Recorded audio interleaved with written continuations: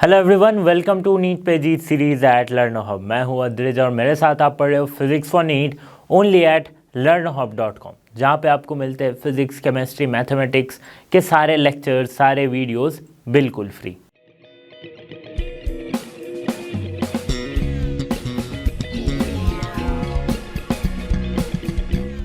Students, इस video में हम कवर करने वाले हैं नीट सीरीज में dual nature of radiation and matter के प्रीवियस ईयर के कुछ क्वेश्चन। तो यहाँ पे वो हम सारे क्वेश्चंस डिस्कस करेंगे जिस टाइप के क्वेश्चन डुअल नेचर से पूछे जाते हैं। ठीक है, इससे आपको क्या मिलेगा? इससे आपको ये मिलेगा कि आगे आप प्रेडिक्ट कर सकते हो कि किस टॉपिक से या फिर कौन से ऐसे क्वेश्चंस हैं जो आप प्रीवियस ईयर में या फिर नेक्स्ट अपकमिंग ईयर्स में आप फेस कर सकते हो उस क्वेश्चंस को। तो चलिए शुरू करते हैं इस वीडियो को।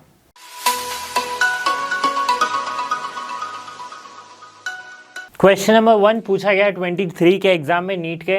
देखते हैं क्या कह रहा है क्वेश्चन ये कह रहा है कि the de Broglie wavelength associated with an electron का पूछा है डी ब्रॉगली वेवलेंथ।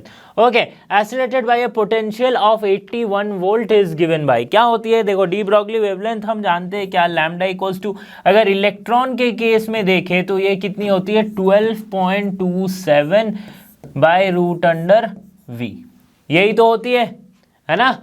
यही तो होती है एंगस्ट्रॉम में। ठीक है, अब देखो इसको सॉल्व अगर करें तो 12.227, अच्छा ये 7 है ना, मैं v लिख दिया, 7 होना चाहिए। 7 बाई कितना वोल्ट? 81 वोल्ट।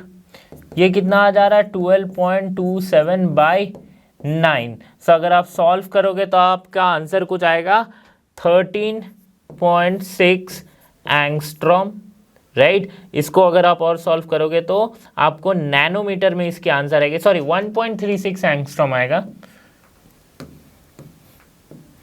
और 0.136 नैनोमीटर। ठीक है, so lambda de Broglie wavelength associated with electron is 0.136 nanometre. Option 4 is the correct answer. ठीक है, सिंपल सा फॉर्मूला है। इलेक्ट्रॉन के लिए ये होता है डी ब्रॉगली वेवलेंथ, वैसे प्रोटॉन के लिए है, न्यूट्रॉन के लिए है। ठीक है, क्वेश्चन नंबर 2 एक और बच्चों वाला क्वेश्चन दे दिया गया है। देखो नीट में, energy of photoelectrons in independent of the dash of incident radiation. इन चारों में से किस पे डिपेंडेंट नहीं है? एनर्जी क्या जानते हैं हम? E equals to H nu हम जानते हैं। ठीक है, E equals to H nu है। यहाँ पे क्या है? वेवलेंथ है, वेव नंबर है, फ्रीक्वेंसी है, इंटेंसिटी है। तो हम जानते हैं वेवलेंथ पे भी डिपेंड करता है, राइट। वेव नंबर क्या? अच्छा, वेव नंबर होती है न्यू बार। ठीक है, ये होती है 1/न्यू, इसे हम कहते हैं वेव नंबर। ओके, और फ्रीक्वेंसी पे तो डिपेंड कर ही रही है, इंटेंसिटी से कोई लेना देना नहीं होता है एनर्जी का। ठीक है, तो हमेशा याद रखना, energy of photo electrons is independent of intensity in case of photo electric effect. ठीक है, इंटेंसिटी से कोई लेना देना नहीं होता है इलेक्ट्रॉन का। इंटेंसिटी जितनी भी कितनी भी क्यों ना हो सकती है। ओके, फ्रीक्वेंसी से होता है। अगर मैं इंसिडेंट रेडिएशन का फ्रीक्वेंसी बढ़ाऊंगा तो एनर्जी क्या है? बढ़ेगी। ठीक है, एनर्जी क्या है? बढ़ेगी। ओके, समझ में आ गया। Question number 2। क्वेश्चन नंबर 3 पूछा गया 23 में। थोड़ा सा सोचने वाली क्वेश्चन है। क्या है क्वेश्चन? देखते हैं। The minimum wavelength of X rays produced by the electrons accelerated through a potential difference of v volts is directly proportional to potential difference of v volt is directly proportional to। तो simple सी हम बात सोचते हैं, हमसे पूछा क्या गया है? वेवलेंथ पूछा है। ठीक है, अब वेवलेंथ क्या होती है? E इक्वल्स टू क्या होती है? एच सी वाई लैम्डा होती है, एच न्यू होती है, ये हम जानते हैं, which is also equals to H C by lambda. ठीक है, अच्छा इसको पोटेंशियल के टर्म्स में कैसे लिखते थे? एनर्जी को हम लिखते थे पोटेंशियल के टर्म्स में E, where E is the charge of electron and V is the potential difference V, और जो पोटेंशियल यहाँ पे दी जाती है, पोटेंशियल डिफरेंस V वोल्ट। तो ये मुझे एक EV के टर्म मिल गया यहाँ पे। अब इन दोनों को इक्वेट कर देंगे, इन दोनों को, that is EV equals to H C by lambda, ये मुझे मिल जाएगा। So lambda equals to H C by EV।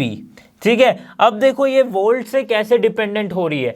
Lambda is directly proportional to 1/v, और we can say lambda is inversely proportional to v। ठीक है, तो यहां पे देखो डायरेक्टली प्रोपोर्शनल लिखा है तो हम क्या लिखेंगे, डायरेक्टली प्रोपोर्शनल टू 1/v। ठीक है, directly proportional to 1/v। So option B is the correct answer. किस तरह से रिलेट किया, थोड़ा सा सोचने वाली बात है कि एनर्जी इक्वल्स टू hc/λ होती है, हमें पता है। अब यहां पे जो दिया है कि वेवलेंथ का हमारा रिलेशन चाहिए पोटेंशियल के साथ, वेवलेंथ का रिलेशन चाहिए पोटेंशियल डिफरेंस के साथ, तो किस तरह दिखाएंगे। तो देखो एनर्जी का अगर रिलेशन हमने लैम्डा के साथ दिखाया, एनर्जी का रिलेशन पोटेंशियल के साथ भी है, तो पोटेंशियल और लैम्डा का रिलेशन होना बनता है। समझ में आ रही बात ना, ये दो इक्वेशन से हमने इसको प्रूव किया है। ठीक है, ओके, नेक्स्ट क्वेश्चन की तरफ बढ़ते हैं। अब क्वेश्चन नंबर 4 2020 का क्वेश्चन है। इस क्वेश्चन में क्या हुआ था ना, 2020 एग्जाम में बहुत लोग गलती करके आए थे, बहुत सारे बच्चों ने गलत आंसर लिखा था। देखो गलती कहाँ होती है मैं बताता हूँ, पहले क्वेश्चन को समझते। The light rays having photons of energy 1.8 electron volt are falling on metal surface having a work function of 1.2 electron volt. ठीक है, what is the stopping potential applied to stop the emitting electrons. Stopping potential क्या होगा, stopping potential क्या होगा। तो यहाँ पे बच्चे बड़े कंफ्यूज हो गए थे कि स्टॉपिंग पोटेंशियल का क्या फॉर्मूला लगाएंगे, कैसे करेंगे। कंसेप्ट को अगर आप समझे हो स्टॉपिंग पोटेंशियल के, तो आप इजीली समझ जाओ। स्टॉपिंग पोटेंशियल क्या है, minimum retarding potential apply to the anode so that the photo electrons stop there, मतलब फोटो करंट रुक जाए, इस तरह से, यही है स्टॉपिंग पोटेंशियल। अब यहां पे दिया गया क्या है कि लाइट रेज हैविंग फोटॉन्स जिसकी एनर्जी है 1.8 इलेक्ट्रॉन वोल्ट, मतलब एच न्यू यहां पे दिया गया है क्या, 1.8 इलेक्ट्रॉन वोल्ट। और क्या दिया गया है देखो, are falling on a metal surface having work function phi not equals to 1.2 electron volt. अब पूछा है स्टॉपिंग पोटेंशियल, तो इन दोनों को अगर मैं सब्ट्रैक्ट करूं तो ही तो मुझे स्टॉपिंग पोटेंशियल मिलेगा। Vs h nu minus phi not, that means 1.8 electron volt minus 1.2 electron volt. क्या है, 18 में से 12 गया, बचा 6, 0.6 electron volt will be the correct answer. इतने सिंपल सा क्वेश्चन है, एडिशन सब्ट्रैक्शन वाला क्वेश्चन है, इसमें बच्चे गलती करके आए थे। क्या गलती किए थे कि स्टॉपिंग पोटेंशियल में वो रिलेट करने लगे थे एनर्जी से, है ना, एनर्जी से रिलेट करके वे एक बच्चे ने मुझसे पूछा कि सर ये वाला काफी टफ क्वेश्चन था। मैंने करके दिखाया, इसके लिए तो तुम्हें पेन लगाने की जरूरत भी नहीं है। 18 1.8 माइनस 1.2 करके 0.6, ओके। तो ये क्वेश्चन था, कभी कभी इतना इजी क्वेश्चन पूछ देता है बट आपको लगता है नीट का एग्जाम है टफ ही होगा, ऐसा नहीं है। नेक्स्ट क्वेश्चन पे चलते हैं। क्वेश्चन नंबर 5 2020 का एक और question. The threshold frequency of the photo electric metal is new not. अच्छा वी लिखा गया यहाँ पे, न्यू नॉट होगा, ठीक है। If the light of frequency 4 new not is incident on this metal, the maximum kinetic energy of the emitted electrons will be. जो electron निकल रही है उसकी मैक्सिमम काइनेटिक एनर्जी कितनी होगी। तो आइंस्टाइन का फोटो इलेक्ट्रिक इक्वेशन क्या कहता है कि जो एनर्जी एच न्यू है, मतलब जो फोटोन की एनर्जी है, वो कहाँ कहाँ लग रही है। एक तो इसको एच न्यू नॉट लग रही है, मतलब इसे जस्ट एमिट करवाने के लिए, और दूसरी जो एनर्जी लग रही है उसे मैक्सिमम काइनेटिक एनर्जी देने के लिए, ये एनर्जी जो जा रही है। तो ये जो एनर्जी है फोटोन की, वो दो चीज में डिवाइड होती है, मैं बताया था। एक है उसे अपने मेटेलिक स्टेट में से उस फ्री इलेक्ट्रॉन को निकालने के लिए, और दूसरी है उस फ्री इलेक्ट्रॉन को काइनेटिक एनर्जी देने के लिए ताकि वो एनोड तक जा सके, ठीक है। उस पर कुछ एक काइनेटिक, तो ये दो चीजें हमें निकालनी है, ये Kmax और ये बाकी दो चीजें हमारे पास दी गई है, ठीक है। तो देखो the threshold frequency of the photo electric metal is new not, मतलब ये क्या है, उसकी एनर्जी इतनी रिक्वायर्ड होगी H nu not. If the light of frequency 4 new not, मतलब ये जो लाइट आ रही है, जो फोटोन लेके आ रहा है, उसकी जो एनर्जी है that is h into 4 new not है, ठीक है, क्योंकि उसकी फ्रीक्वेंसी 4 गुनी है। तो यहां इसके जगह पे हम लिख सकते हैं 4 न्यू नॉट h न्यू के जगह में h 4 न्यू नॉट, ठीक है। Equals to H nu not plus kinetic energy maximum. हमें मैक्सिमम काइनेटिक एनर्जी चाहिए। सो मैक्सिमम काइनेटिक एनर्जी कितनी हो जाएगी? 4h4 nu not minus H nu not, कितना आ गया? 3h new not. ठीक है, 4 - 1 3, तो kinetic energy, maximum kinetic energy of the photo electron कितनी हो जाएगी? 3h new not. इससे आसान सवाल हो सकता है क्या? हाँ, इससे पिछले वाला क्वेश्चन इससे आसान था। ओके चलो, क्वेश्चन नंबर ऑप्शन कौन सा करेक्ट हो रहा है? ऑप्शन डी हो जा रहा है करेक्ट आंसर। समझ में आ गई बात, कंसेप्ट समझ में आ गया कि क्या है एनर्जी का? ये क्या, कौन सा इक्वेशन था? Photo electric equation, sorry Einstein photo electric equation. ठीक है, नेक्स्ट क्वेश्चन पे चलते हैं। क्वेश्चन नंबर 6 पूछा गया 21 के पेपर में। थोड़ा सा यहाँ पे फॉर्मूला या फिर थोड़ा सा ट्रिकी क्वेश्चन मैं कह सकता हूँ, बट क्यों ट्रिकी है वो भी मैं बता दूंगा, और वैसे आसानी होगा क्वेश्चन सॉल्व करना। क्या कह रहा है question? The number of photons per second on an average emitted by the source of monochromatic light of wavelength 600 nanometer when it delivers the power of 3.3 into 10 to the power -3 watt will be। पूछा क्या गया है question में, यही clear नहीं हो पा रहा था बहुत बच्चों से, बट एक्चुअल में क्या पूछा है? नंबर ऑफ फोटॉन्स एमिटेड पर सेकेंड, बस इतना ही पूछा है। नंबर ऑफ फोटॉन्स एमिटेड पर सेकेंड। सपोज करता हूं नंबर ऑफ फोटॉन्स n है और पर सेकेंड t है, तो n/t की वैल्यू हमसे पूछी जा रही है, क्वेश्चन यही कह रहा है बस। ठीक है, अब ये n/t क्या है, और यहां पे एक पावर का एक कंसेप्ट आ जा रहा है। पावर क्या होता है? पावर होती है P equals to energy per unit time.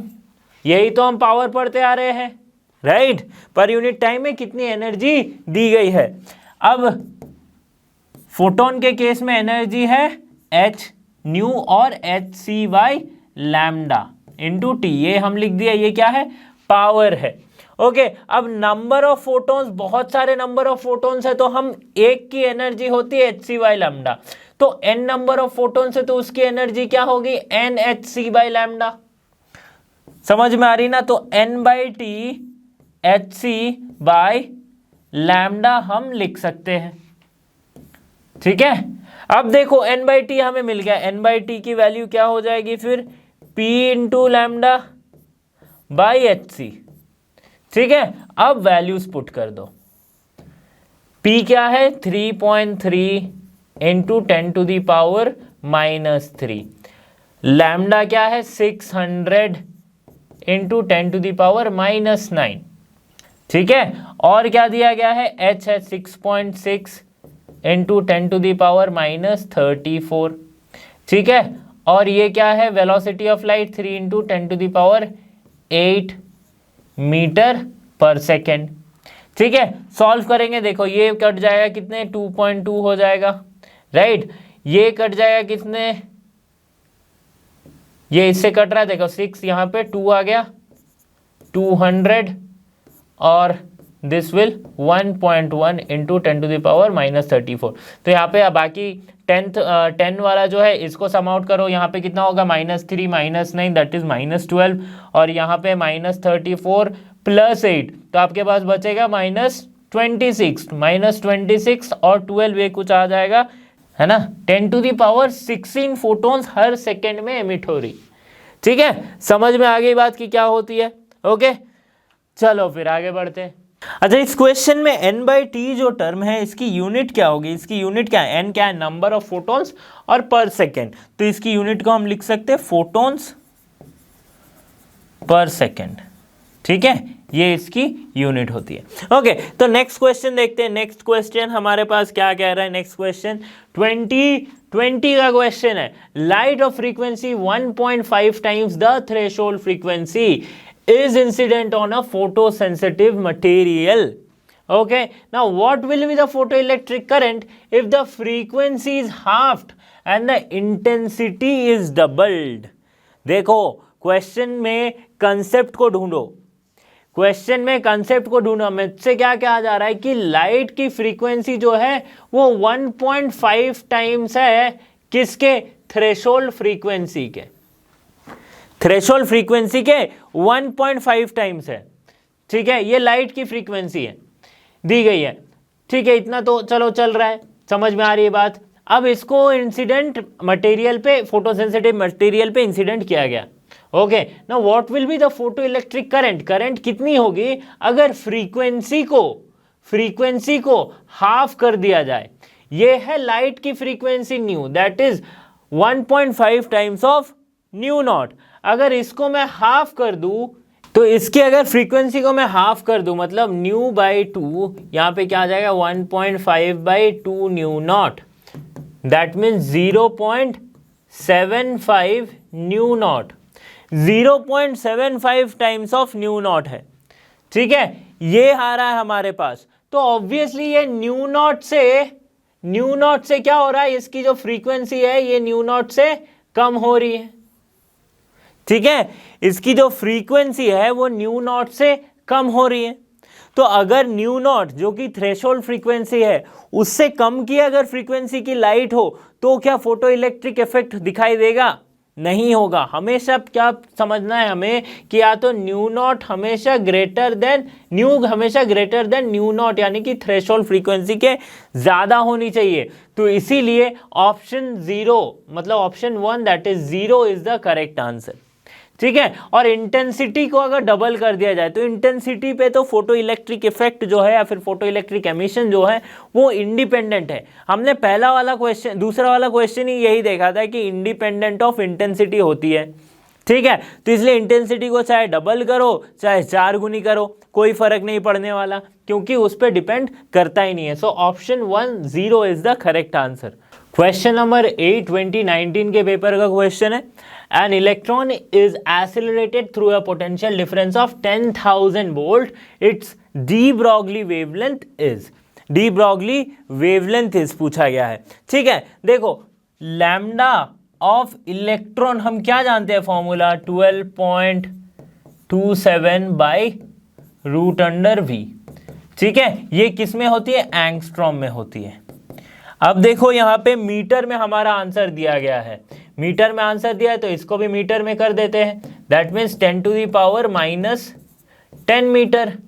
ठीक है, अब देखो 12.27 रूट अंडर वी, वी में कितना दिया गया 10,000 volt, so 10,000 V are keeping here. ठीक है, एंड 10⁻⁻10 तो सॉरी -10 मीटर। तो यहाँ पे क्या आ जाएगा 12.27 इंटू 10⁻⁻10, साथ ही साथ यहाँ से 10,000 में से रूट के बाहर कितना निकलेगा 100, दैट मीन्स 10⁻⁻2। सो हमारे पास आंसर कितना आ जाएगा 12.27 इंटू 10⁻⁻12 मीटर। ऑप्शन कौन सा करेक्ट हो रहा है, देखो option 2 is the correct answer. Lambda de Broglie wavelength associated with the electron is 12.27 into 10⁻⁻12 meter if the potential difference is 10,000 volt। समझ में आ रही है बात? तो स्टूडेंट्स यहाँ पे हमने कुछ क्वेश्चन सॉल्व किए जो कि डुअल नेचर वाले चैप्टर से नीट के एग्जाम में पूछे जाते हैं प्रीवियस कुछ ईयर्स में, राइट। इससे आपको एक आइडिया मिल गया होगा कि किस तरह के क्वेश्चंस आगे भी पूछे जाएंगे। तो इसी के साथ लर्नो हब के साथ आपको बने रहना है, क्योंकि लर्नो हब फ्री है पर बेस्ट है। So thanks for being here and have a great day.